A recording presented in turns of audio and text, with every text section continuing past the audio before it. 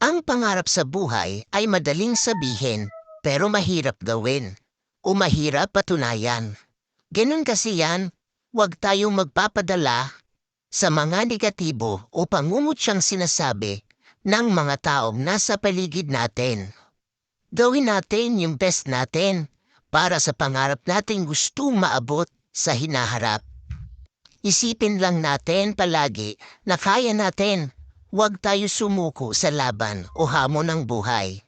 Kung talagang gusto nating umangat dito sa mundong kinagisnan natin, walang mahirap sa taong may gusto maabot sa buhay. Basta samahan lang natin ng panalangin sa Diyos at sipag at tiyaga at tiwala sa sarili na balang araw makakamit rin natin yung inaasam nating tagumpay.